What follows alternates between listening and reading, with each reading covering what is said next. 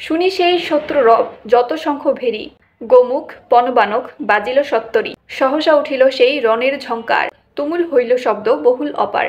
তারপর শ্বেত অশ্ব রথেতে বসিয়া আসিল যে মহাযুদ্ধে নিযুক্ত হইয়া, মাধব আর পাণ্ডব দিব্য শঙ্খ ধরি, বাজাইল পরে পরে অপূর্ব মাধুরী। হরে কৃষ্ণ। কেমন আছেন সকলে? যদিও দেশের বর্তমান পরিস্থিতি খুবই ভয়াবহ। বর্তমানে আমাদের বাংলাদেশে বন্যায় কবলিত অনেক মানুষ নানা রকম দুর্দশা দুর্ভোগ পোহাচ্ছে। চলুন ভগবদ্গীতা পাঠের মাধ্যমে আমরা ভগবানের কাছে প্রার্থনা করি তিনি যেন আমাদের দেশে আসা এই দুর্যোগ দ্রুতই নিবারণ করে দেন। তো আজ আমরা শ্রীমদ্ ভগবদ্গীতা যথাযথর প্রথম অধ্যায় অর্থাৎ বিষাদ যোগের শ্লোক 13 এবং 14 নিয়ে আলোচনা করব। শ্লোকটি প্রথমে শুনে নিই। ততঃ শঙ্খাশ্চ ভেয়শ্চ পনবানকগোমুখः সহসৈব বহন্যন্তঃ সশব্দস্তু মূলঃ ভবৎ।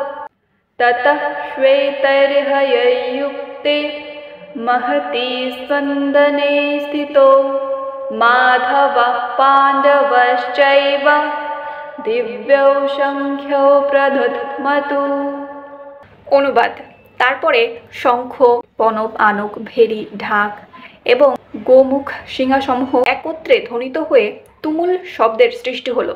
অন্যদিকে শ্বেত অশ্বযুক্ত এবং দিব্য রথে স্থিত ভগবান শ্রীকৃষ্ণ এবং অর্জুন উভয়েই তাদের শঙ্খ বাজালেন। যুদ্ধ সহজ হয় না, যুদ্ধ সর্বদাই বিনাশ নিয়ে আসে। ইতিহাসের সবচেয়ে বড় যুদ্ধ শুরু হতে যাচ্ছিল। শঙ্খর সাথে সাথে পনব আনক ভেরি ঢাক এবং গোমুখ সিংহাসমূহ বাজানো হচ্ছিল। আর এই সকল শব্দসমূহ মিলে যে ধ্বনি উৎপাদন করছিল তা মোটেই সুমধুর ছিল না, বরং তা ছিল অত্যন্ত ভয়ঙ্কর। এখানে ভগবান শ্রীকৃষ্ণ এবং অর্জুনের যে শঙ্খধ্বনি বা শঙ্খের যে আওয়াজ সেটিকে দিব্য বলা হচ্ছে। পিতামহ ভীষ্মের শঙ্খের ধ্বনির সাথে বৈসাদৃশ্য রেখেই এখানে ভগবান শ্রীকৃষ্ণ এবং অর্জুনের ধ্বনিকে দিব্য বলা হচ্ছে। এই শঙ্খ যেন উচ্চস্বরে এটাই বোঝাতে চাইছে, এটাই বলছে যে কুরুপক্ষের যুদ্ধ জয়ের কোনো আশাই নেই, কারণ পাণ্ডব পক্ষ থেকে যুদ্ধ করছে স্বয়ং পরমেশ্বর ভগবান শ্রীকৃষ্ণ। পাণ্ডবদের জয় যেন অনিবার্য ছিল, কারণ স্বয়ং পরমেশ্বর ভগবান শ্রীকৃষ্ণ পাণ্ডবদের পক্ষে যোগ দিয়েছিলেন। আর ভগবান যে পক্ষে থাকে সৌভাগ্য প্রদায়িনী মাতা লক্ষ্মী সেই পক্ষে থাকেন। মাতা লক্ষ্মী সর্বদাই তার পতির অনুগামী। তাই ভগবান শ্রীকৃষ্ণ এবং অর্জুনের এই শঙ্খ ধ্বনির মাধ্যমে এটাই প্রতিফলিত হলো যে অর্জুনের জন্য সৌভাগ্য এবং বিজয় প্রতীক্ষা করছে।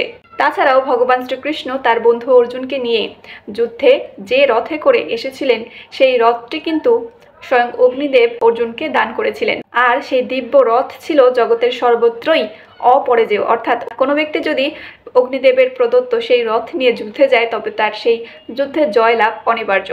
ভগবান শ্রীকৃষ্ণ এবং অর্জুনের রথটি ছিল শ্বেত অশ্বযুক্ত, অর্থাৎ সাদা রঙের অশ্ব ছিল।